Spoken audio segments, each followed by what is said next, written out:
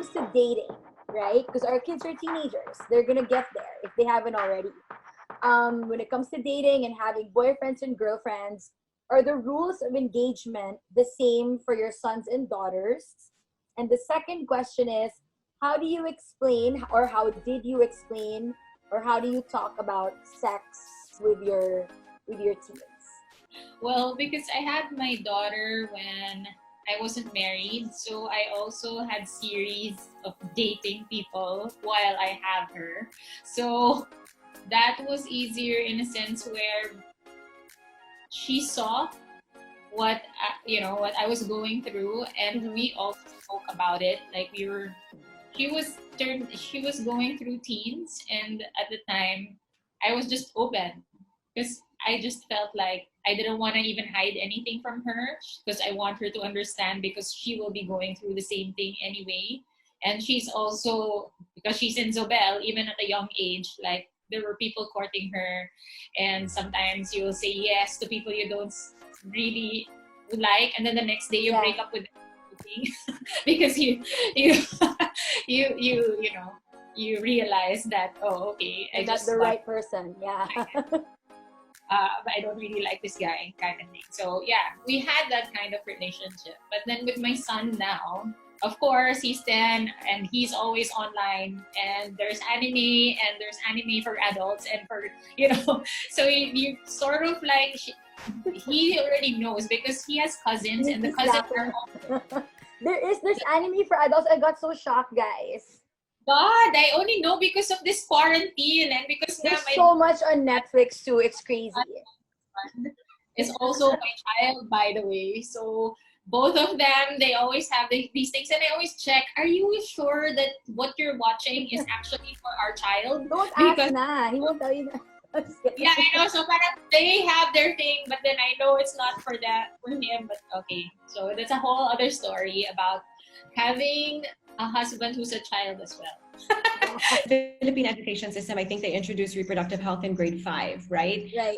But my kids were asking me questions a little bit before that. Okay. Or they would throw around certain words, like maybe the F word or condom or whatever. And I'm like, do you know what that is? And they're like, no. I'm like, okay, so if you're going to use a word, it's good to know what it means. Right. What do you think it means? Syempre, may mga sagot, diba? So I said, okay. And I bought this book years ago. It's called My Mommy Laid an Egg. So it's a very cartoony but anatomically correct book on where babies come from, basically. So I read it to them. I've had it since Rocio was that age, and I've kept it.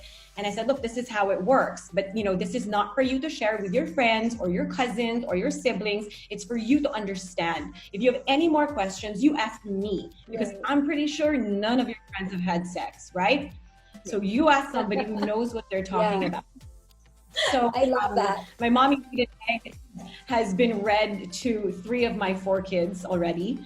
Raquel just learned about it. Chubby, not yet. But Raquel, over the pandemic, she was asking questions, and I try to be as open and not queasy about it as possible. Yeah. So it feels natural, and so that they can ask me questions too, right? Yeah. And I remember, like, when I opened this up to Mikael, he was about 9 or 10. For days, he was asking me questions, and I was just really entertaining his questions. And, some of them were funny, but I didn't laugh. Yeah. But just so that he knows he can come to me, and it's not weird. Because, he'd ask me questions about, oh, when you get your period, is it painful? Is it, which is such a good question, right? Yeah. How would a little boy know to that? But I thought it was really cute that he was concerned. So I guess we're all the same. The kids get it from their friends, and then they kind of drop hints, and then you have to expound. So it's always been a casual thing.